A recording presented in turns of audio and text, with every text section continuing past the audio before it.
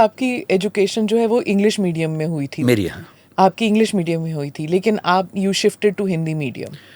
मैं 10वीं क्लास तक हिंदी मीडियम से पढ़ा हूँ हरियाणा में। 11वीं 12वीं और ग्रेजुएशन इंग्लिश मीडियम से मैंने किया। 11वीं 12वीं मैंने कॉमर्स अकाउंटेंसी पढ़ा, बीए ऑनर्स हिस्ट्री में किया। फिर क्योंकि मैंने एमए एमफिल पीएचडी हिंदी साहित्य में किया तो उसमें तो हिंदी मीडियम होना था। Why did you shift like this? मतलब इतने सारे जंप्स आपके मैंने एजुकेशनल लाइफ में रहे हैं। ईमानदारी से कहूँ तो 10वीं के बाद मुझे साइंस छोड़ना था, न कि कॉमर्स पढ़ना था। अच्छा। और वहाँ दो ही ऑप्शन थे, साइंस और commerce. Commerce. So since I had to leave science I chose commerce. पर कॉमर्स पढ़ते हुए मुझे मैथ्स में दिक्कत हो रही थी, मैं मैथ्स छोड़ दिया। सो कॉमर्स विदाउट मैथ्स मैंने रखा। मेरा मैथ्स वैसे ठीक है, कोई दिक्कत नहीं, पर मुझे मज़ा नहीं आता था पढ़ने में। जब ग्रेजुएशन में गया तो मैंने बीकॉम ऑनर्स लिया पहले डीयू में, पर उसमें पढ़ना बहुत पड़ रहा था और बिजनेस मैथ्स भी उसमें ज़रूरी था। पॉलिटिक्स में कर नहीं पा रहा था उस समय, तो फिर मैंने सोचा कि छोड़ो उसको। फिर मैंने हिस्ट्री ऑनर्स में शिफ्ट कर लिया। पॉलिटिक्स क्यों? मेरा सपना था बचपन से पॉलिटिक्स में आने का। मेरे फादर का भी था कि मैं पॉलिटिक्स में जाऊँ। अच्छा। बड़े बड़े सपने थे, पीएम बनने का सपना भी था उस समय मेरा। Why not? सुषमा स्वराज उस समय हरियाणा से निकली ही थी, तो वो और अटल बिहारी वाजपेयी मेरे फादर के फेवरेट लीडर्स थे। तो क्योंकि मैं डिबेटर था स्कूल में, काफ़ी मतलब बहुत डिबेट्स मैंने बोली थी। एबीवीपी थे फिर? नहीं, तो पार्टी मैंने ज्वाइन नहीं की थी। अच्छा। But yes, I was linked to ABVP in my college without being an affiliate member. अच्छा। तो फिर फर्स्ट ईयर में ही मंडल कमीशन आ गया था, 90 में ही। अगले साल, उसके अगले साल फिर बाबरी मस्जिद वाला मामला हुआ। तो वो 3 साल बड़े ही हाँ, उथल पुथल था उथल-पुथल दिल्ली थी यूनिवर्सिटी बहुत में, ज़्यादा। खासकर उस वक्त राजीव गोस्वामी वाला मामला आपको पता ही होगा, हाँ, उस समय जो हुआ था, जो इमोलेशन का किस्सा हाँ, था। हाँ। It was my first introduction to caste based या फिर राइट्स, रिजर्वेशन के ऊपर। मतलब उस वक्त मुझे भी नहीं पता था कि, मुझे भी नहीं पता था उस समय। हाँ, कुछ भी नहीं पता था। ये it's But I also privilege participated. वाला हाँ। है, But I that was not- participated in anti-mandal हाँ movement without knowing what mandal is. Ji. And why should I be क्योंकि वो anti-mandal? एक तो ना गूगल था ना कुछ हाँ, था, तो एक दूसरे से पता करके ही बस। पता लगता था। I also participated in Ayodhya movement, अच्छा। क्योंकि मैं जिस स्कूल से हूँ, जिस बैकग्राउंड से हूँ, वहाँ ये बहुत ऑब्वियस था। तो मैं उस समय तक बहुत क्लियरली उस पर thought आपके के साइड में था। आपकी फैमिली, जो हम डाइग्रेस कर गए, पर फिर भी आपकी फैमिली तो आर्य समाजी थे ना? हाँ, लेकिन आर्य समाज के अधिकांश लोग आरएसएस को भी ठीक से फॉलो करते हैं। How this I can't understand कि कैसे होता है ये, मतलब देखिए, आर्य समाज का रोल पंजाब, हरियाणा, पश्चिमी उत्तर प्रदेश में वही है जो ब्रह्मो समाज का बंगाल में था। They were fighting with British culture in a way, और उसके हिसाब से हिंदू धर्म को रीडिफाइन कर रहे थे ताकि कास्ट सिस्टम को हम खारिज करें, एंटी विमेन जो हमारी कल्चर से उनको खारिज करें। तो आर्य समाज, हालांकि स्वामी दयानंद सरस्वती गुजरात से आए थे, उनका नाम मूल शंकर तिवारी था, पर उनका इम्पैक्ट यहाँ ज़्यादा हुआ। जब हिंदू धर्म को रीडिफाइन कर रहे थे तो स्वाभाविक सी बात है कि उस समय इस बेल्ट में हिंदू मुस्लिम्स के बीच की टकराहट थी। तो धीरे धीरे आर्य समाज की छवि ऐसी बनी कि मुस्लिम समाज और आर्य समाज के बीच में टसल है। आर्य समाज पहला ऐसा मूवमेंट था जिसने शुद्धि आंदोलन चलाया, जिसको आजकल हम घर वापसी कहते हैं, कि जो लोग हिंदू थे, मुस्लिम बन गए थे, वो वापस हिंदू बन सकते हैं, बनना चाहिए। तो स्वामी श्रद्धानंद ने ये मूवमेंट विशेष रूप से चलाया था 20th सेंचुरी के फर्स्ट पार्ट में। इसलिए एक anti Muslim stance Arya Samaj में उस समय से, और मुस्लिम समाज में एंटी आर्य समाजी स्टांस नजर आता है, आप इतिहास देखें तो। आरएसएस तो 1925 में बना, आर्य समाज तो 1875 से चल रहा था। आरएसएस का मुख्य जो स्वर है महाराष्ट्र से निकला है वो पूरा, और वहाँ महाराष्ट्र के ही लीडर्स आमतौर पे सेंटर में रहे। पर आरएसएस को धीरे धीरे एक नेशनल बेस मिला, तो स्वाभाविक सी बात थी कि जो जो संगठन लगभग सेम आइडियोलॉजी पे काम कर रहे थे वो जुड़ने लगे आपस में। तो मैंने देखा है हमारे परिवारों में, आर्य समाज के परिवारों में, कि generally politically they are aligned to BJP and socially to RSS. So this is the link. Even in Arya Samaj families बेटों को शाखा में भेज देते थे। ये जरूरी नहीं है। लेकिन उनके लिए आरएसएस मतलब आरएसएस एक अच्छा संगठन है, नजदीकी संगठन है, तो वो सो योर जा फैमिली सकते हैं। अप्रूव्ड कि आप बाबरी मस्जिद राम जन्मभूमि आंदोलन का हिस्सा हैं? दे वर ओके विद दैट? मैं ऐसा हिस्सा नहीं था कि बहुत एग्रेसिव हूँ। हाँ. मैं जिस स्कूल में पढ़ा हूँ, स्कूल ही उसका हिस्सा था, मतलब स्कूल में ही ये माना जाता था कि ठीक मूवमेंट है। अच्छा. हमारे परिवारों में भी ऐसी मान्यता थी उस समय। हाँ हाँ हाँ. फिर जब मैं डीयू में आया तो हम उसी बैकग्राउंड के अपने सोशल सर्कल में से सब मानते थे ऐसा। हाँ.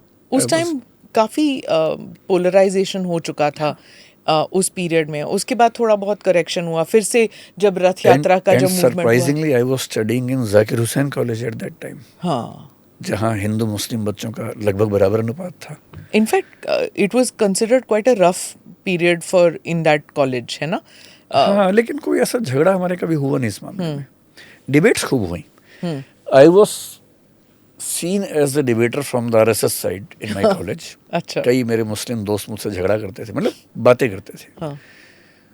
ऐसा होता था कि कॉलेज के ग्राउंड में हमारी डिबेट चल रही है. हाँ. और करीब 50-60 लोग सुन रहे हैं डिबेट को. उसमें मुसलमान लोग भी हैं, हिंदू लोग भी हैं. Generally I was able to convince my point of view, क्योंकि मैं डिबेटिंग में मेरा एक्सपीरियंस अच्छा खासा था. तो मेरे उस समय के सब दोस्त यही मानते हैं कि मैं उसी आइडियोलॉजी से हूँ. बाद में धीरे धीरे, अब तो मैं किसी आइडियोलॉजी से हूँ नहीं, तो लेकिन उस समय मैं था. But when you came towards studying for UPSC वगैरह, you continued with the same social mindset कि यूपीएससी ने ही सब कुछ चेंज किया दरअसल. अच्छा. यूपीएससी के लिए जब पढ़ना शुरू किया, इट वाज अराउंड 1994-95. तब मैं एमए हिंदी से कर रहा था. मैंने ग्रेजुएशन के बाद हिस्ट्री ऑनर्स भी छोड़ दिया, क्योंकि हिस्ट्री में भी पढ़ना पड़ रहा था मुझे, और मैं पढ़ने के मूड में एकदम नहीं था उस समय. I can't imagine. हाँ, एजुकेटर उस समय हाँ, उस समय तक मुझे पढ़ने का शौक नहीं था. मैं डिबेटिंग करता था, वो स्किल्स मेरे अंदर थी. बिना ज़्यादा पढ़े डिबेट जीत लेने की स्किल मेरे अंदर थी. तो हम कम पढ़ के डिबेट, अभी टीवी पे भी ऐसा होता है, कम पढ़ने वाले लोग ज़्यादा डिबेट जीत जाते हैं, तो वो हम भी वैसा कर लेते थे. यस. अगर मैं यूपीएससी में ना आता तो शायद मैं आज कहीं का विधायक या पार्षद जैसा कुछ होता, और मेरे साथ 3-4 लोग मोटे मोटे घूम रहे होते. शायद मैं उस रास्ते पे जाता, क्योंकि तब मैं वैसा ही था, सच में वैसा था. हाँ. यूपीएससी की तैयारी जब मैंने शुरू की, it changed everything. For the first time I started studying properly. और एमए करते समय जब मैंने यूपीएससी का डिसाइड किया, तो उस समय 2 ऑप्शनल्स हुआ करते थे, ऑप्शनल सब्जेक्ट्स. पहले मैं हिस्ट्री हिंदी के मूड में था, क्योंकि मेरे पास एक लॉजिक था कि मैंने हिस्ट्री में ग्रेजुएशन किया, हिंदी में एमए किया है. पर ग्रेजुएशन मैंने जैसे किया था मुझे ही पता है कैसे किया था. So that was not a valid point. तो तभी सोशियोलॉजी की किताब मेरे हाथ में आई, मैंने उसको पढ़ा, and that was a turning point. अच्छा. हालांकि उसके कुछ पहले मैंने ओशो को पढ़ना शुरू किया था. That was also a kind of turning point. Osho को पढ़ के मुझे लगा कि दिमाग में जैसे सुराख हो गया बहुत बड़ा, रोशनदान बन गया. हाँ. अब मैं ओशो से उतना इम्प्रेस्ड नहीं हूँ जितना उस समय था. अभी भी हूँ, उतना नहीं हूँ, क्योंकि सीधी सी बात है, पहली मोहब्बत पहली होती है. कई मोहब्बतों के बाद तो उतनी वैल्यू नहीं रह जाती है, क्योंकि उसके बाद कई थिंकर्स को पढ़ने का मौका मिला. हाँ. वो रोमांस ऑफ यूथ भी होता है. हाँ. तो जब मैंने सोशियोलॉजी पढ़ा, तो मुझे लगा कि दुनिया तो अलग ही किस्म की है. उसी समय हिंदी लिटरेचर मैंने अपने एक टीचर से पढ़ा, रामेश्वर राय उनका नाम है, हिंदू कॉलेज में अभी रिटायर होने वाले हैं. मैंने कई लोगों से क्लास में कभी कभी सुना था. मैं क्लासेस में बहुत गया नहीं हूँ, मुझे क्लास में जाकर नींद आती थी, बोर होता था मैं, तो मैंने बहुत कम क्लासेस की हैं. वो इतने अच्छे टीचर थे कि मैं उनके घर जाके उनसे पढ़ता था. अच्छा. He is probably the only teacher in this world जिनके साथ मैंने कम से कम 2 महीने पढ़ाई की होगी, उनकी संगति में बैठ के. वो एक साल ऐसा था कि मुझे लगा कि ज्ञान की दुनिया कितनी सुंदर होती है. तो वो सर और सोशियोलॉजी, इन्होंने मेरी दुनिया बदली, और मुझे पढ़ने का ऐसा शौक पैदा हुआ कि फिर मुझे लगता था कि 12-14 घंटे पढ़ना कोई बड़ी बात है ही नहीं. डिबेटिंग चली रही थी, अब मेरी डिबेट थोड़ी बेहतर होने लगी, आर्गूमेंट्स अच्छे होने लगे, चीखना चिल्लाना कम होने लगा. अगर आपकी बात में वजन है तो आवाज़ में वजन की ज़रूरत नहीं होती है, तो बात में वजन आने लगा. सब्सटेंस ओवर स्टाइल, है ना? यस. फिर यूपीएससी में सिलेक्शन भी हुआ, यूजीसी का जेआरएफ का एग्ज़ाम पहली बार पास हुआ, वो सब कुछ हुआ. पर तब मुझे पढ़ने का शौक हो गया, जो आज तक जारी है. यूपीएससी का फिर आप वो किस्सा सुनाइए जब आप स्क्रिप्ट जो आपने लिखा 12th फेल के लिए, how much of it is your personal life और how much of it is काल्पनिक था वो? दरअसल उतना स्कोप था नहीं स्क्रिप्ट लिखने में। मैं भी एक दो स्क्रिप्ट लिख रहा हूँ, उसमें स्कोप ज़्यादा मुझे मिल रहा है। उसमें क्या था कि अनुराग पाठक हमारा एक विद्यार्थी है, उसका नॉवल है 12th फेल, जो मनोज श्रद्धा के बारे में। उस नॉवल की एडिटिंग भी मैंने ही की थी, प्रूफ रीडिंग वगैरह, क्योंकि 12th फेल फिल्म उस नॉवल पर बेस्ड थी, तो इतना स्कोप नहीं था कि मैं बहुत क्रिएटिव होकर उसमें काट छाँट करूँ। बट यस, क्योंकि मनोज और श्रद्धा के एक्सपीरियंसेस मेरे एक्सपीरियंसेस का ही पार्ट हैं, तो वो जुड़ाव तो था ही। So your wife was also part of the same struggle जैसे वो भी यूपीएससी के एग्ज़ाम दे रही थी। हाँ। एक साल जूनियर थी मुझसे। हाँ। फिर जब दृष्टि शुरू हुई तो मैनेजमेंट का काम वो संभाल रही थी, teaching. I was the only teacher इन दृष्टि फॉर ऑलमोस्ट 15 ईयर्स। मतलब 90% से ऊपर टीचिंग मैं करता था। दृष्टि कैसे, हाउ वाज इट बॉर्न?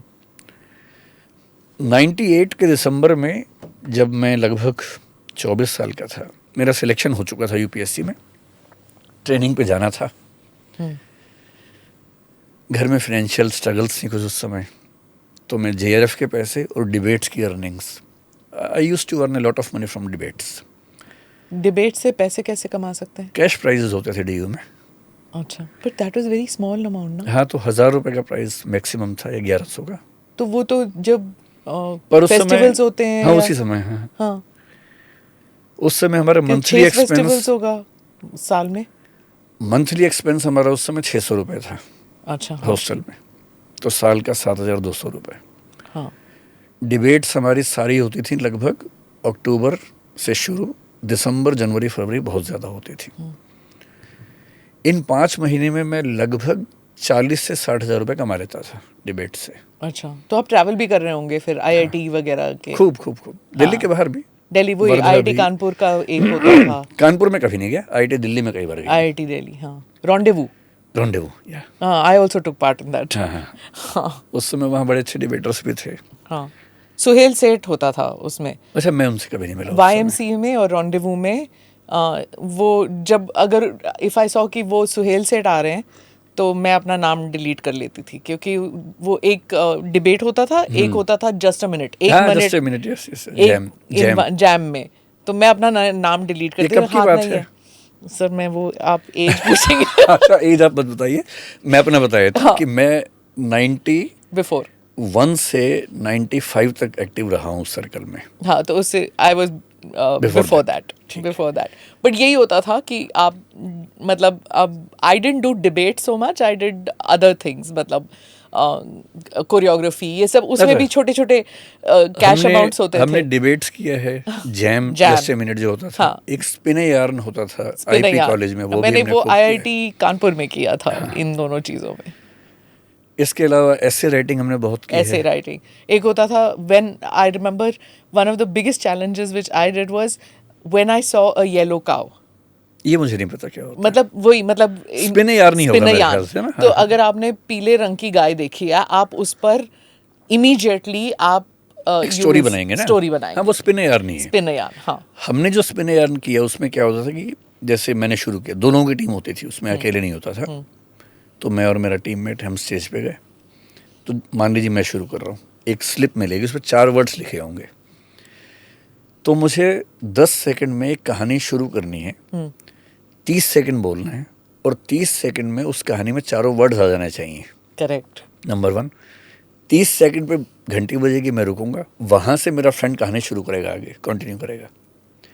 फिर 30 सेकंड पे उसको बेल बजेगी, रुकेगा, फिर मैं कहानी आगे बढ़ाऊंगा 30 सेकंड, फिर बेल बजेगी, आखिरी 30 सेकंड में वो कहानी को ख़त्म करेगा। या ये होता था स्पिन यार्न। तो उसमें हमारी टीम खूब प्राइज जीतती थी। विकास जी, कितना मजा आता था ना उस time. We didn't have that कि ओटीटी प्लेटफॉर्म पे कुछ देखें इसी में। मतलब I know a lot of this talent comes कि लंबी लंबी ट्रेन की जर्नी में, या फिर उसमें ये सब गेम्स खेल के हम लोग अपने आप के जो ये लेटेंट टैलेंट्स में कहूँगी, इट केम अप।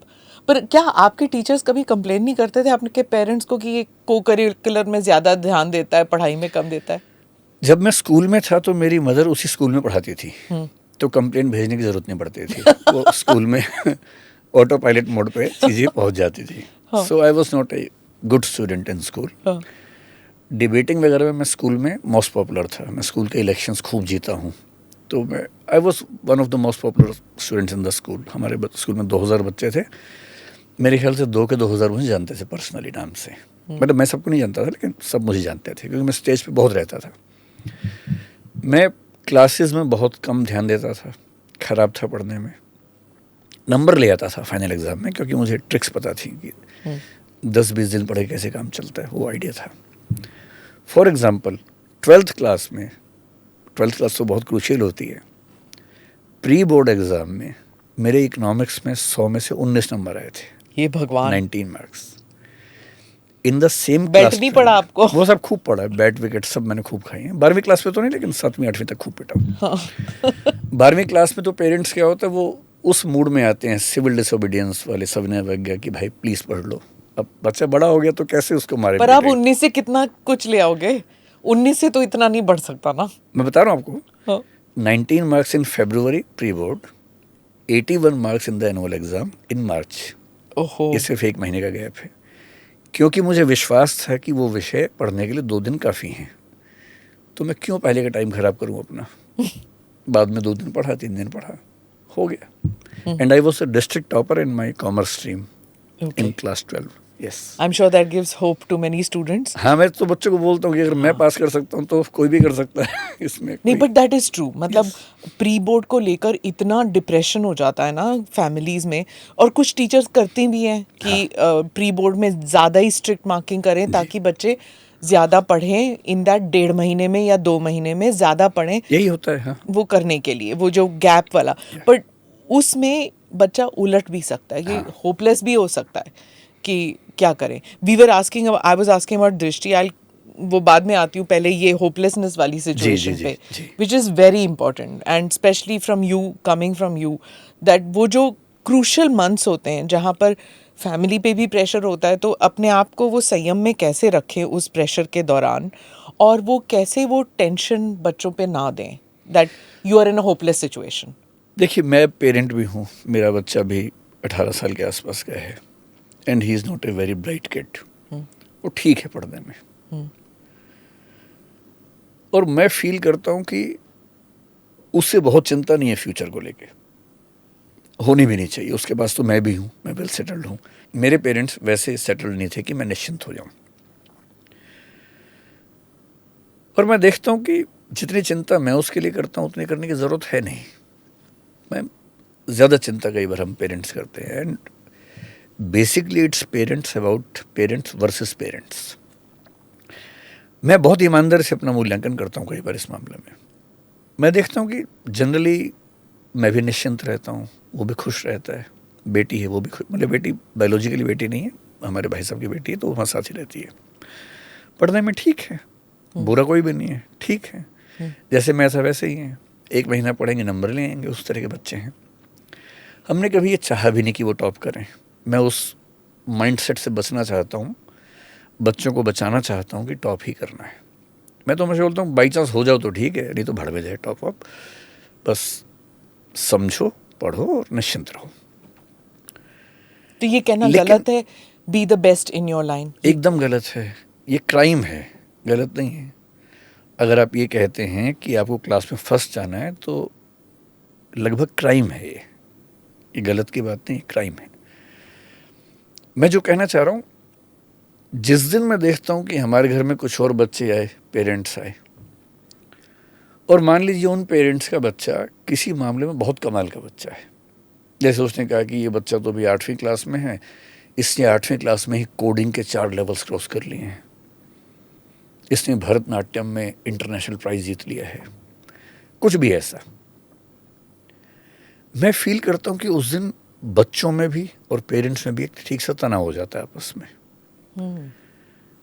और जितनी चिंता मुझे बच्चे की, उससे ज़्यादा चिंता शायद मुझे बाकी पेरेंट्स की तुलना में खुद को साबित करने की है.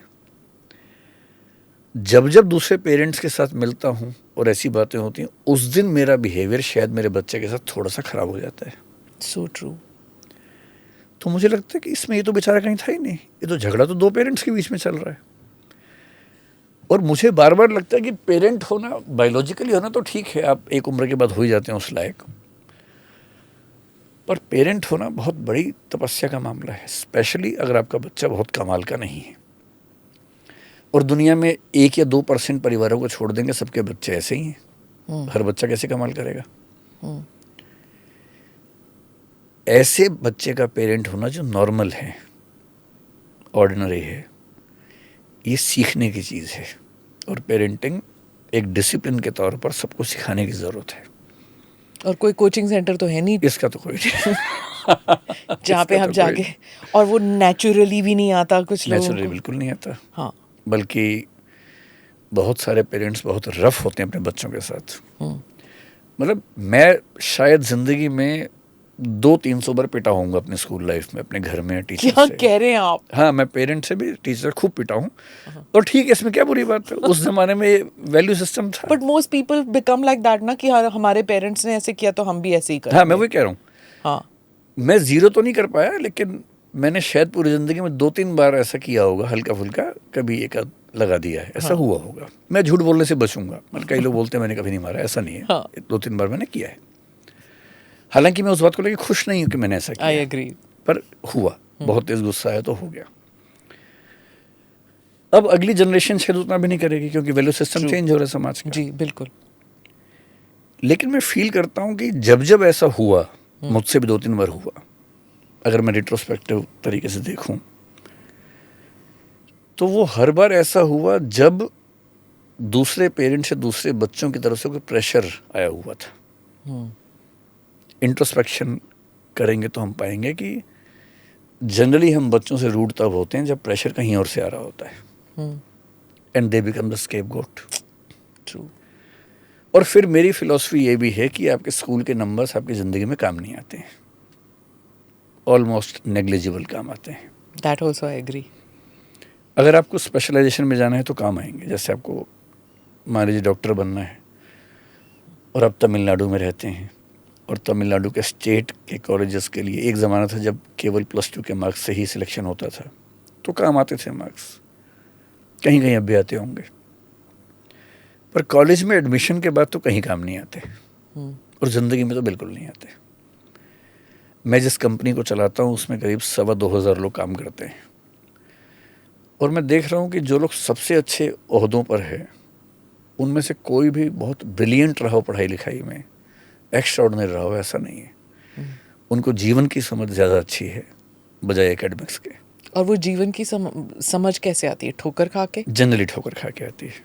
सिर्फ ठोकर से नहीं आती, लेकिन ठोकरों से काफ़ी हद तक आती है। एक शेर मैंने 4 दिन पहले सुना, जो थोड़ा छोटा सा, फिर मैंने उसको थोड़ा मॉडिफाई किया अपने तरीके से। पूरा मुझे ध्यान नहीं है, लेकिन उसका भाव ये था। एक शब्द है उस्तादों से, और दूसरा है अनुभव के लिए, बड़ा अच्छा वर्ड है, मैं भूल रहा हूँ, उर्दू का शब्द है। उसका भाव सिर्फ ये है कि जो मैंने ज़िंदगी भर में सीखा है रगड़ों से, रगाहट खा के, कैसे तुम वो सीख लोगे सिर्फ उस्तादों से। जो मैं ज़िंदगी भर में सीख पाया हूँ हालातों से, वो कैसे तुम सीख लोगे सिर्फ उस्तादों से। तो उस्ताद की एक लिमिट होती है, हालात से अच्छा कौन सिखा सकता है। पर सर जैसे अगर मैं अपने आप बेटे मुझे से, सर मत बोलिए, हम लोग ऑलमोस्ट इक्वल हैं। मुझे विकास जी बोलिए। विकास जी, जैसे अगर मैं अपने बेटे को बता, देखो पड़ोसी का बेटा इतने मार्क्स लेके आया, वो अलग बात है। आपके बेटे पर तो इतना प्रेशर होगा, आप इतने स्टूडेंट्स को जानते हैं, आप इतने स्टूडेंट्स को जो दिन रात मेहनत करते हैं, burning the lamp as they say, you no, and जो बहुत ही डिप्राइव्ड सेक्शन से भी आते हैं, मिडिल क्लास से भी आते हैं, जिनके पास सिक्योरिटी सेफ्टी नेट है ही नहीं, वो बच्चे इतनी मेहनत करते हैं। तो आप तो वो वाले लाइन वाले बच्चे भी देख रहे हैं, तो आप पे वो साइकोलॉजिकल थोड़ा बहुत तो होगा ना कि मेरा बेटा तो इतनी मेहनत नहीं कर रहा। I don't mean anything about your child, but I am just saying generally students और टीचर्स का मैं कह रही हूँ, क्या वो प्रेशर्स वापस ले जाते हैं घर, जो आप देखते हैं, एक्सपीरियंसेस, प्रेशर्स जो भी और है? हमारी फैमिली पूरी कोशिश करती है कि हमारे बच्चों पर ये दबाव ना आए कि वो हमारे बच्चे हैं, पूरी कोशिश करते हैं। तो उनको ज़िंदगी में क्या बनना है, जैसे भी 12वीं क्लास उनकी ख़त्म हुई है, तो मैंने उससे पूछा कि क्या करना है आगे। उसने ह्यूमैनिटीज़ पढ़ा है, मतलब बिजनेस स्टडीज़, इकोनॉमिक्स, सोशियोलॉजी। तो उसने मुझे एक बार कहा कि बिजनेस स्टडीज़ पढ़ना चाहता हूँ। मैंने कहा ठीक है पढ़ो। फिर उसको फिल्में बनाने का शौक है, 1-1 मिनट की, 2-2 मिनट की, 2-3 फिल्में बना के भेजी उसने मेरे पास। मैंने खुद उसको बोला कि मैंने कहा देखो अगर फिल्म बनाने का मन है ना, फिल्म स्टडीज़ करो ग्रेजुएशन में। बोले उसमें करियर, मैंने कहा करियर देखेंगे बाद में यार, अभी तुम जो मैंने पढ़ो ना। बहुत इंटरेस्टिंग बात है, मेरे बेटे के मन में यूपीएससी के एग्ज़ाम देने की इच्छा 0.01% भी नहीं है, और मेरी भी वो इच्छा नहीं है 0.01% भी कि मैं उसे कहूँ कि वो एग्ज़ाम दे। और कोई पीयर प्रेशर भी नहीं है उन पे? नहीं है। हाँ, फैमिली में कुछ बच्चे हैं जो एग्ज़ाम देंगे, पर वो नहीं देगा। मैंने या मेरी वाइफ ने आज तक उसको एक बार भी बात नहीं कही है कि एग्ज़ाम देना चाहिए, कभी कहेंगे भी नहीं। इतना ही नहीं, क्योंकि मैं टीचर हूँ और मेरी एक सोशल पब्लिक प्रोफाइल है, उसका दबाव भी उस पर क्यों आए। ये मैं ज़रूर कहता हूँ कि आप अपने इंस्टा अकाउंट पे ऐसे लोगों को फ्रेंड मत बनाओ जो इसलिए बन रहे हैं कि वो मुझे जानते हैं, अपने फ्रेंड्स को फ्रेंड बनाओ। वो भी होता है। ऐसा हुआ, एक बार मैंने समझाया, एक बार अकाउंट कहा कि बंद करो, नया बनाओ, उसने बनाया भाई।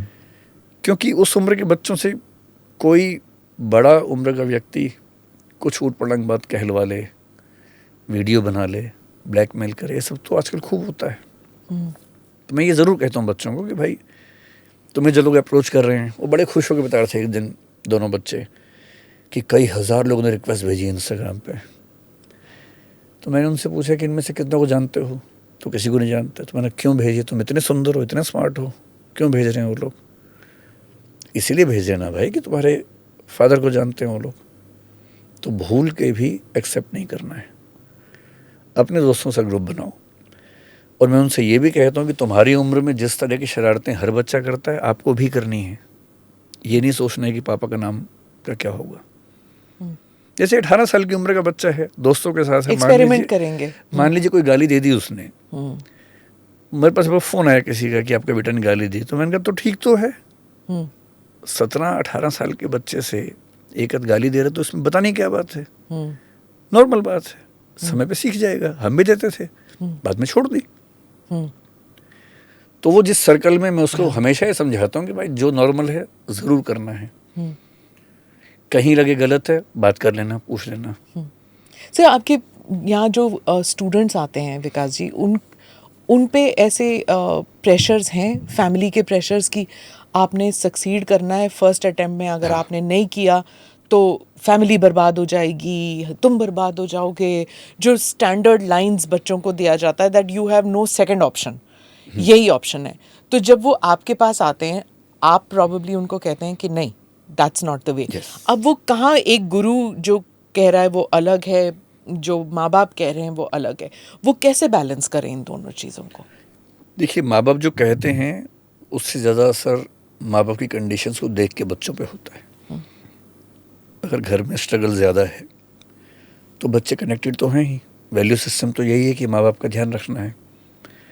वो फील करते हैं कि पेरेंट्स के लिए हमें बहुत कुछ करना है।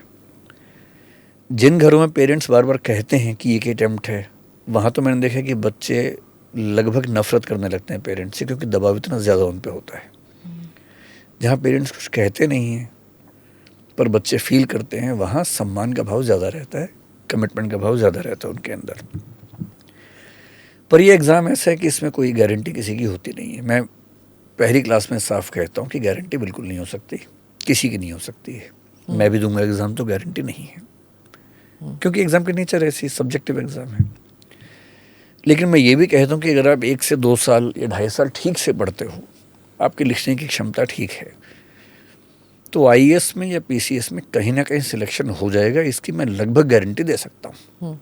और मैं देखता हूँ ऐसा हो भी जाता, कोई बहुत बड़ी बात नहीं है इसमें, क्योंकि सिंसियर कैंडिडेट्स जो 2-3 साल ठीक से पढ़ते हैं बहुत कम है। सिविल सर्विसेज में 1000 से ऊपर सीट्स आजकल आती हैं, अभी शायद और बढ़ने वाली हैं। पीसीएस के सारे स्टेट्स को मिलाएंगे वो सीट्स भी कम से कम 1000-2000 हर साल आती हैं। 5 लाख बच्चे एग्ज़ाम देते हैं, उनमें से मेरा अनुमान है कि 1 लाख के आसपास सीरियस होते हैं। एक साल में 2,500, 3,500 वैकेंसीज होती हैं। तो ये उतनी मुश्किल प्रपोजिशन है नहीं। अगर आपने पढ़ाई ठीक से की है, लिखने का स्टाइल आपका ठीक है, तो कहीं ना कहीं कुछ ना कुछ बात बन जाती है। लेकिन अगर आप नॉन सीरियस हैं, फिर तो भारत में कहीं भी आपका बहुत बड़ा स्कोप नहीं बनता, किसी भी फील्ड में नहीं बनता है। मैं भी बॉम्बे में गया हुआ था कुछ दिन पहले। हमारे एक दोस्त हैं जो फिल्मी एक्ट्रेसेस के लिए कास्टिंग करते हैं, बड़ी कंपनी है उनकी। तो मैं उनके ऑफिस में था, मैंने उनसे पूछा कि आपके पास कितने बच्चे एक दिन में आते होंगे कि हमें एक्टर बनना है। आई वॉज शॉक्ड जब उन्होंने कहा कि ये संख्या 5,500 से 6,000 के बीच है एक दिन की। बाप रे। तो लगभग 2 लाख बच्चे या 2.25 लाख बच्चे हर महीने मुंबई पहुंचते हैं एक्टर्स बनने के लिए। क्योंकि वो सारी सक्सेस स्टोरीज सुनते हैं ना कि रेल की पटरी के साइड में हमने तो कंपटीशन भारत में, क्योंकि पॉपुलेशन ज़्यादा है, अपॉर्चुनिटीज़ कम है, जी, कंपटीशन ज़्यादा है। क्योंकि कंपटीशन ज़्यादा है, इसलिए घरों के अंदर वैल्यू सिस्टम क्या है, फर्स्ट आना है। हाँ। इसलिए वो ज़िंदगी भर फर्स्ट आते रहते हैं, एंजॉय नहीं कर पाते ज़िंदगी को। और अमेरिका में कॉलेज ज़्यादा हैं, उतनी स्ट्रगल है नहीं। वहाँ तो क्या बोलते हैं कि बहुत मुश्किल जब कॉलेज बोलते हैं वहाँ, क्योंकि हमारी फैमिली में कुछ बच्चे रहते हैं वहाँ, कि इस कॉलेज में 6 में से 1 बच्चे का सिलेक्शन होता है। वाह वाह। और जब मैं उनको बताता हूँ कि यहाँ लाखों 600 में से भी नहीं है, 6 लाख में से 1। हाँ। तो तब उन्हें समझ में आता है कंपटीशन क्या है। तो जब 6 में 1 वाला मामला है, और नहीं तो दूसरा कॉलेज है जहाँ 3 में 1 का और है। जी, वो मेरे को एक किस्सा याद है। वो डेंटिस्ट्री कोई पढ़ने गया था आगे, तो उन्होंने कहा कि एक्सट्रैक्शंस तुमने कितने देखे हैं एमडी, मतलब तो इसे देखे, तो मैं तो रोज करता था एक्सट्रैक्शंस। जैसे रोज करते थे आप एक्सट्रैक्शन? कहते हैं हाँ, मतलब वो गवर्नमेंट हॉस्पिटल में था। कहते कितने करते थे? 15-20 एक्सट्रैक्शंस तो दिन में होते थे, क्योंकि if you remember there was a period जहाँ पे ट्रीटमेंट नहीं होती थी। इतनी एक्सट्रैक्शन ही कर दो, निकाल दो दांत, तो कहते 15-20 एक्सट्रैक्शन। कहते यहाँ पे 15 साल काम करने के बाद भी you will not do 15 extractions in a month. और वहाँ पे 15-20 एक बीडीएस का कोर्स करके जब वो इंटर्नशिप भी कर रहा होता है तो वो एक्सट्रैक्शन करता है बीडीएस के बाद। So these are the kind of numbers that we are talking about, so I can well understand जो आप कह रहे हैं कि comparison is odious. You can't compare the American system with the Indian system, Yes, we were talking about, sorry, your cases में digress कर गई, but it is true that जो families जो कहते हैं कि जो नहीं कहते हैं, स्टूडेंट्स गेट इमोशनली थिंग। और जो आप कोटा में देख रहे हैं सर, आई मीन वो जो सुइसाइड्स हो रहे हैं उसके लिए, why is it that we don't have more than teaching, even counselling? It's not enough obviously. जो काउंसलिंग होती भी है, it is not enough. I mean a student coming to this level of suicide is terrible. इसके लिए आप क्या कहते हैं कि क्या होना चाहिए? How to do this now, how to sort this out? Kota की जो कहानी है वो दिल्ली से काफ़ी अलग है। उसकी बड़ी वजह है कि वहाँ जो बच्चे हैं उनकी एज काफ़ी कम है। जनरली 10वीं के बाद से बच्चे वहाँ होते हैं, कभी कभी 5वीं 6वीं क्लास से ही चले जाते हैं। तो मैं 1-2 लोगों को जानता हूँ जिनके बच्चे 6ठी 7वीं क्लास से वहाँ पढ़ रहे हैं। 6ठी क्लास का मतलब है 11 साल का बच्चा, और 10वीं का मतलब 15 साल का बच्चा हुआ। 15 से 18-19 की उम्र में वहाँ मेजर चंक है बच्चों का। ये उम्र ऐसी है कि इस उम्र में बच्चों को ऐसी जगह छोड़ना जहाँ इतना कंपटीशन हो अपने आप में रिस्की है, बहुत रिस्की है। कोटा में मेरे कुछ फ्रेंड्स हैं जो पढ़ाते भी हैं, 1-2 फ्रेंड्स जो सिविल सर्वेंट्स वहाँ रहे, कलेक्टर भी रहे। जब मेरी उनसे बातें हुई तो कोटा में सुसाइड सिर्फ इसलिए नहीं तो एक एग्ज़ाम का प्रेशर है, वो तो एक पक्ष है ही। कई बच्चे हैं एग्ज़ाम, कई बच्चे अंदर से उन वैल्यूज़ को इतना एब्जॉर्ब कर लेते हैं कि उनको फर्स्ट ही आना है। अब पेरेंट्स नहीं कह रहे हैं, वो तो बचपन में कह रहे थे पीयर प्रेशर। अब तो पेरेंट्स कह रहे बेटा तुम बस पढ़ लो आराम से, पर वो इतना प्रेशर ले चुके हैं कि उनको फर्स्ट आना ही आना है। वो नंबर कम आ गए, 2 नंबर कम आए, वो झेल नहीं पा रहे उस चीज़ को। मैं दिल्ली में एक ऐसा केस जानता हूँ, एक बच्ची ने सुसाइड किया हमारे पड़ोस में ही। उसका एग्ज़ाम 12वीं क्लास का बिगड़ गया था एक, और बिगड़ने का मतलब ये था कि उसके मार्क्स शायद 100 नहीं आ पाएंगे, 90s में आ पाएंगे। उसने जंप लगा दिया छत से, कोमा में रही कुछ दिन, कुछ मतलब ऐसे वुंड्स हुए। मुझे इतना दुख होता है सोच के कि बाद में CBSE ने उस पेपर को कैंसिल करके फिर से लिया, क्योंकि कुछ क्वेश्चंस आउट ऑफ सिलेबस आ गए थे। और वो बच्ची उस पेपर की वजह से मर गई। उसके बाद 10-15 दिन के बाद उसकी डेथ हो गई। एक तो वो उम्र ऐसी है कि झेलना बड़ा मुश्किल होता है, क्योंकि इन बच्चों ने, और जितना मैं जानता हूँ उस बच्चे की फैमिली के बारे में, मुझे लगता नहीं कि डायरेक्ट प्रेशर कभी रहा होगा। कई बार बच्चे खुद भी उस चीज़ को इंटरनलाइज कर लेते हैं कि उनको लगता है कि अगर मैं फर्स्ट नहीं हूँ तो मैं कुछ भी नहीं हूँ। तो रेड फ्लैग्स कैसे पता लगे कि हमारा बच्चा जो है, जब आपका बच्चा ये कहे कि पापा मुझे टॉप करना है या मम्मी मुझे टॉप करना है, आपको समझाना है कि नहीं, टॉप नहीं करना है, समझना है, रैंक कुछ भी आए, कोशिश करनी है कि अच्छी पढ़ाई हो, ये समझाना है। अच्छी पढ़ाई और समझ के आप समझ रहे हैं, चीज़ों को अप्लाई कर पा रहे हैं, वो पढ़ाई का मतलब है। कोटा में जो बच्चे हैं, आप सोचिए 15 या 13 की उम्र से 18-19 की उम्र है, इम्प्रेशनेबल, पहली मोहब्बत भी उसी उम्र में होती है। हज़ारों लड़के लड़कियां वहाँ पढ़ते हैं, घर से दूर रहते हैं, घर से दूर आज़ादी भी है, तो आकर्षण होता है, प्रेम होता है, ब्रेकअप होते हैं। उस उम्र में ब्रेकअप को झेलना कितना मुश्किल होता है। वहाँ पेरेंट्स हैं नहीं जिनसे बात कर सकें, अनकंडीशनल रिश्ता वहाँ एक भी साथ में नहीं है। भाई कोई बड़ा भाई हो, बहन हो, ऐसा दोस्त जिससे कंपटीशन ना हो।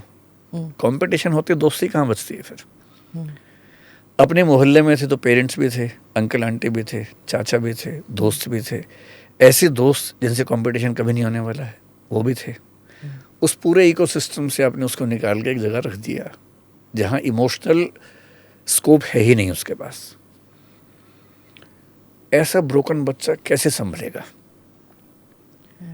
फिर पेरेंट्स का प्रेशर भी होता है कई बार कि हम भेजा ही, हमने तो भेजा है, इतना खर्चा किया है, खेत बेचा। ये खेत बेचने वाली कहानियाँ भी बड़ी इंटरेस्टिंग होती हैं, कई लोग बेचते भी हैं।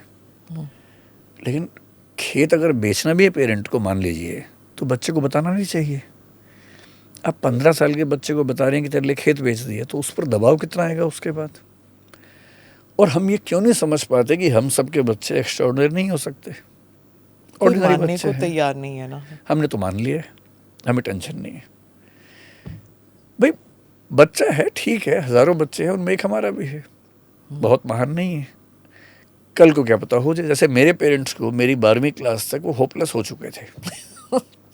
हम 3 भाई हैं, बाकी दोनों भाई काफ़ी अच्छा परफॉर्म कर रहे थे, मैं नहीं कर पा रहा था, मैं सबसे छोटा हूँ। आप पे भी प्रेशर नहीं था जब बाकी भाई अच्छे कर रहे? तो था, लेकिन क्योंकि मेरे दोनों पेरेंट्स टीचर थे तो उनको ये एहसास भी था कि ज़्यादा प्रेशर ना हो तो ठीक है। हाँ। तो ऐसा प्रेशर नहीं। और क्योंकि मेरे फादर को ये भरोसा था कि मैं पॉलिटिक्स में तो अच्छा कर ही लूँगा और उनकी भी इच्छा थी कि मैं जाऊँ पॉलिटिक्स में, मेरी भी इच्छा थी। तो एक संगति बन गई थी, सहमति बन गई थी कि ठीक है, पढ़ाई नहीं तो पॉलिटिक्स करेगा, MP बनेगा, PM बनेगा। काफ़ी उदार स्वभाव के थे आपके पिताजी। हाँ, वो अभी भी हैं, उतने ही उदार हैं। हाँ। इस मामले में बहुत हिम्मत वाले व्यक्ति हैं। क्योंकि मिडिल क्लास फैमिलीज में ऐसे नहीं होता, एटलीस्ट क्योंकि आप और मैं एक ही जनरेशन के हैं कि या तो इंजीनियर बनो या डॉक्टर बनो, और अगर ये दो नहीं हो सकते तो UPSC लो। उस जनरेशन में और कोई स्कोप नहीं थी। ये जो होटल मैनेजमेंट वगैरह, हाँ, सिर्फ वो अलग ही बात थी, होता था वो भी थोड़ा सा। हाँ, but there was a certain families जहाँ पे एटलीस्ट बेटियों को तो नहीं भेजते थे उस टाइम। मेरे लिए वो ऑप्शन नहीं था। तो आई नो कि ना मैंने मेडिकल किया ना मैंने इंजीनियरिंग किया, तो फिर अब BEd कर लो टाइप्स वो होता था, कि कम से कम शादी के बाद कुछ काम कर लेगी। और मेरे फादर असल में जहाँ से हैं, जब वो 4 साल के थे भारत का पार्टीशन हुआ था और वो जो हिस्सा पाकिस्तान बन गया, वहाँ से आए थे। कहाँ से? वहाँ मुल्तान एक जगह है पंजाब में, उसमें मुजफ्फरगढ़ एक, तो मुल्तानी बोलते हैं घर में? हाँ, वो पेरेंट्स बोलते थे। मेरी माँ तब 1 साल की थी। तो वो जितना झेल के यहाँ आए, रेफ्यूजी बन के कई साल रहे, तो हिम्मत तो हमारे परिवार में बाय डिफ़ॉल्ट है। तो करेज तो इतना है कि अगर बच्चा बोले कि मैं PM बनना चाहता हूँ तो कोई रोकता नहीं है कि जाओ ट्राई करो। तो पार्टीशन के एक हमारे प्रधानमंत्री बने हैं, गुजराल साहब आए थे। वो भी पार्टीशन जनरेशन के हैं, वो भी आए थे। वहीं से थे। हाँ, अडवाणी जी कराची से। हाँ, कराची से।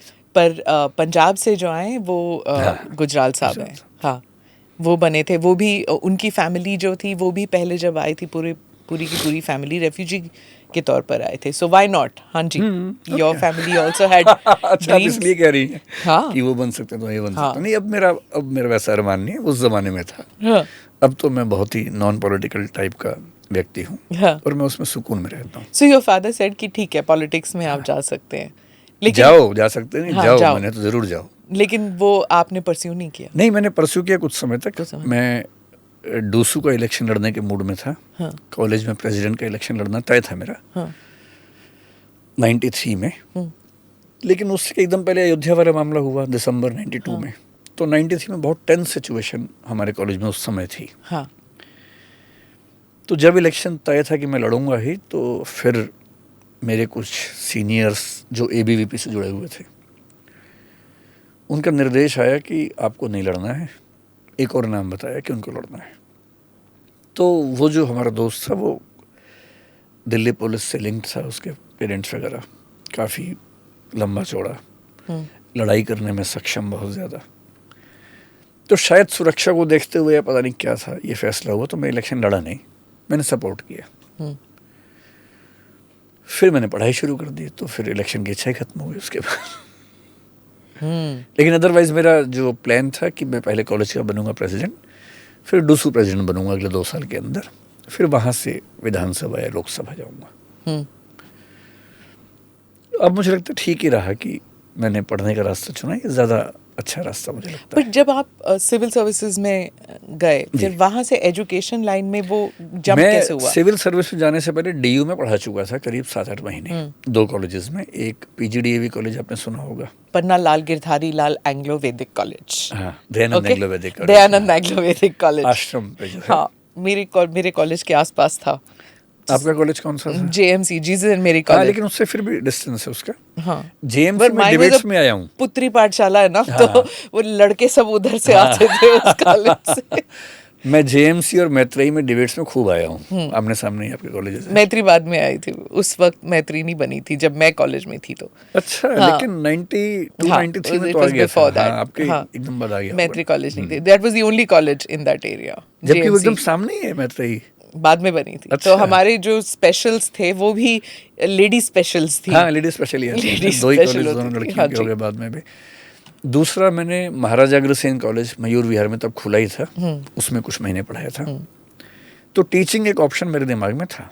और मैं जब डीयू में था, मेरा सिलेक्शन हो गया था, तो डीयू के कुछ बच्चे मास्टर्स के, मैंने एमए में डीयू में ऑलमोस्ट गोल्ड मेडल जीता था। मतलब हुआ ये था कि मैं 2nd रैंक पे था। हाँ। रिवैल्यूएशन में 1st रैंक पे आ गया। हाँ। पर जो टॉपर था उसने भी रिवैल्यूएशन करवाया, वो फिर 1st रैंक पे आ गया। तो वो खेल चलता रहा। So I was the 2nd ranker in DU in masters. Lovely.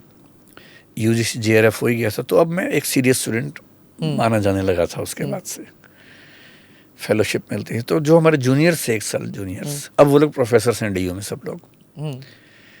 तो मैं पार्क में 6-7 बच्चों को बिठा के पढ़ाया करता था उन दिनों। शौकिया कि उनको पढ़ना है, यूजीसी का एग्ज़ाम देना है, तो मैं उनको पढ़ाता था। तो टीचिंग का एक इंटरेस्ट मेरा डेवलप हो गया था। वो डिबेटिंग से भी लिंक हो रहा था, वैसे भी। फिर नौकरी में जाने से पहले मैंने यूपीएससी के लिए भी एक बैच पढ़ाया था। उसका पर्पस केवल ये था कि उधारें बहुत थी तो वो चुकानी थी, तो एक छोटा सा बैच पढ़ाया था। So when I went to civil services, एक तो जो सर्विस मिली वो प्रॉपर आईएएस थी नहीं। अगर आईएएस या आईपीएस होता तो मैं शायद कंटिन्यू करता। वो पहले सीआईएसएफ की सर्विस मिली जो अब दूसरे एग्जाम से होती है, पर उसमें नी नॉक होने की वजह से उन्होंने डिस्क्वालीफाई किया। उसमें भी फिजिकल होता है? हाँ, होता है। अच्छा। यूपीएससी में फिजिकल होता है, जो पुलिस सर्विसेज हैं उसमें नहीं, पर मतलब knock need and flat footed उसमें भी रिजेक्ट कर देते हैं। सीआईएसएफ वाली जो पोस्ट असिस्टेंट कमांडेंट की थी, so that was a police job. अच्छा, उसमें नॉक नीड फ्लैट फुटेड नहीं अलाउड? उसमें अलाउड नहीं है। जैसे आईपीएस में अलाउड नहीं है। आईपीएस में आईपीएस है, डानिप्स है, पीपीएस पौंडीचेरी पुलिस सर्विस है, इन सब में अलाउड नहीं है। रेलवे प्रोटेक्शन फोर्स में अलाउड नहीं है। ये 4 सर्विसेज और एक आईआरटीएस में जिसमें वो सब अलाउड है, लेकिन आईसाइट कलर ब्लाइंडनेस अलाउड नहीं है। तो वो हर सर्विस के अलग पैरामीटर्स होते हैं जी, जैसे फौज में होता है। हाँ। So then I was allotted to CSS, central secretariat services in the ministries. मुझे होम मिनिस्ट्री का ऑर्डर मिला था क्योंकि वो ग्रुप बी सर्विस थी, ग्रुप ए मेरे हाथ से निकल गई थी मेडिकल राउंड्स पे, तो मेरा मन ज्वाइन करने का था नहीं। मैं डीयू में ही सोच रहा था कि पढ़ाऊँगा। जिस दिन ज्वाइन करना था मैंने ज्वाइन किया भी नहीं था। नेक्स्ट डे ज्वाइन किया, क्योंकि उस दिन पहली बार मेरे परिवार को महसूस हुआ कि मैंने गलती कर दी बहुत बड़ी। एक दिन पहले तक सब मेरे साथ थे कि ज्वाइन मत करो, मन नहीं है तो छोड़ो। मैंने कहा ना, साहसी हमारे घर में सब लोग हैं। जब मैंने अपने फादर से कहा कि मेरा मन नहीं कर रहा ज्वाइन करने का, बोले ठीक है छोड़ दो। शादी हो चुकी थी? हाँ, शादी भी हो चुकी थी। हमने लव मैरिज काफ़ी जल्दी कर ली थी। मैं 23 साल का था उस समय। तो पत्नी ने भी कहा ठीक है छोड़ दो, क्या दिक्कत है, नहीं मन करो छोड़ो। लेकिन जिस दिन ज्वाइन करना था मैंने ज्वाइन नहीं किया उस दिन। अब मैं नहीं गया तो उस दिन मेरे एक दोस्त ने, जो IRTS ऑफिसर है, बहुत सीनियर रैंक पे, समीर नाम है उसका, समीर राय, उसने मेरे घर आके उन सबको बताया कि ये तो पागल है, गधा है, आप लोग कैसे चक्कर में आ गए। तो उस दिन फिर घर में थोड़ी ये फीलिंग मैंने देखा कि सब लोग दबाव में है, तो नेक्स्ट डे मैंने ज्वाइन कर लिया जाके। Okay. With a clear intention to resign within 6 to 8 months after convincing my family. अच्छा। तो वो कन्विंस हो गए 6-8 महीने में, फिर मैंने रिजाइन कर दिया। पर आपने सेकंड हाँ, मैंने अटेम्प्ट अटेम्प्ट दिया, लेकिन मुझे वो इम्प्रूवमेंट हो नहीं पाया जो मैं चाह रहा था। हाँ, ओके। फिर मैंने दृष्टि शुरू कर दिया। दृष्टि इसलिए शुरू किया कि रेजिग्नेशन एक्सेप्ट होने में करीब 2 साल लगे, 19 महीने लगे। हाँ। तो 19 महीने ऐसे ज़िंदगी में जब मैं ना वहाँ से सैलरी ले पा रहा था, ना डीयू ज्वाइन कर पा रहा था, क्योंकि आप रिलीव नहीं होंगे तो ज्वाइन कैसे करेंगे। रिलीव करने में 19 महीने लगे सरकार ने। So Drishti was the child of two situations. No regrets? No regrets. पहले 10 साल रहे रिग्रेट्स। मुझे हमेशा लगता रहा कि पढ़ाई को बिजनेस बनाना अच्छा नहीं, क्योंकि मैं जिस बैकग्राउंड से था, आर्य समाज के बैकग्राउंड, फिर मेरे फादर टीचर रहे, मदर टीचर रही, उनका एक बिलीफ सिस्टम था कि education should not be A business. तो वो काफ़ी नाराज़ भी इस बात से रहते थे शुरू में, क्योंकि मैंने बचपन से वो वैल्यूज सीखी थी, तो मैं खुद भी अपने वैल्यू सिस्टम के खिलाफ ही चल रहा था। तो करीब 10 साल मुझे लगे उस रिग्रेट से बाहर निकलने में। मैं और वो आइडियलिस्टिक जनरेशन के थे। ऊपर से डीयू में पढ़ते हुए, सोशियोलॉजी फिलोसफी पढ़ते हुए, मैं थोड़ा सा लेफ्टिस्ट ब्रेन का आदमी बन गया था। हाँ। अब लेफ्टिस्ट ब्रेन होने का मतलब ये भी होता है, हाँ, और आर्य समाज, हाँ, मेरा बहुत शिफ्ट रहा है। हाँ। एफिलिएशन मेरा कभी नहीं हुआ लेफ्ट में किसी पार्टी से, पर ये ग्रोथ ऑफ होना चाहिए, है ना, एक लिनियर लेवल पे नहीं होना चाहिए, अप एंड डाउन। तो मेरा ऐसे, और अब बीच में मैं आ गया हूँ। अब मैं उधर भी नहीं उधर भी नहीं हूँ, मैं सेंटर लेफ्ट सेंटर राइट रहता हूँ जनरली। तो मेरा लेफ्ट ब्रेन भी उस, मतलब लेफ्ट ब्रेन का मतलब लेफ्टिस्ट माइंडसेट भी ये कहता था कि एजुकेशन अगर मैं बेचता हूँ तो गलत चीज़ है। ये मेरे फैमिली वैल्यूज़ भी थी। 10-12 साल तक ऐसा रहा कि मैं सफल हूँ बहुत ज़्यादा, पर हमेशा गिल्ट फीलिंग से भरा हूँ, कश्मकश में हूँ। आपको आश्चर्य होगा कि मैंने 2011 या 12 में डीयू में फिर से फॉर्म भर दिया था एक बार। मेरे अपने कॉलेज में वैकेंसी आई थी, जाकिर हुसैन कॉलेज में। 2011 या 12 के आसपास की बात है। मेरी कश्मकश 99 से लगातार चल रही थी।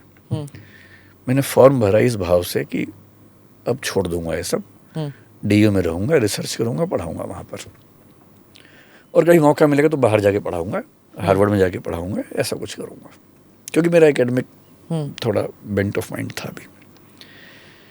क्या सब्जेक्ट? फिर हिंदी साहित्य, लेकिन मैं तब तक सोशियोलॉजी से भी एमए कर चुका था, और मास कॉम में भी एमए कर चुका था, LLB भी कर LLB शायद भी कर रहा था उस समय तो, लेकिन वो वैकेंसी हिंदी साहित्य की थी। पर जिस दिन इंटरव्यू था, फिर मैं उस दिन गया नहीं इंटरव्यू देने के लिए। मैंने सोचा कि अब ठीक है, इतनी ज़िंदगी हो गई तो इसी में आगे बढ़ते हैं। But now I have no regrets. मैं धीरे धीरे उस कश्मकश से बाहर निकल पाया हूँ, और मुझे लगता है कि किसी आइडियल वैल्यू सिस्टम को थोप लेना अपने ऊपर बहुत ठीक नहीं होता है। पर मुझे लगता है कि being an entrepreneur is as good as being anything else if you are good at your work. Also आपने इतने सारे डिसीजंस आपने अपने करियर में लिए, dropping this, taking up that, इसमें, and right from the beginning your wife has been with you. तो इसमें एज एन एंटरप्रेन्योर आप क्या समझते हैं कि what is the value that a spouse brings to the table जब आप ऐसे लाइफ ऑल्टरिंग डिसीजंस ले रहे हैं तो स्पाउसल सपोर्ट बहुत ज़्यादा ज़रूरी होता है. So what do you have to say कि ये कैसे हो जाता है? मैं इस मामले में हमारे नर्वसनेस भी तो बीच होता है. में बड़ी अच्छी सहमति हमेशा रही है. उन्हें कोई फैसला लेना हो अपने बारे में तो मैं कभी मना नहीं करता हूँ. For example she wants to be an entrepreneur in some other field. उनकी बहुत दिनों से इच्छा है कि मैं एक रेस्टोरेंट अच्छा शुरू करूं, दिल्ली में करूं या दिल्ली के बाहर या इंडिया के बाहर करूं.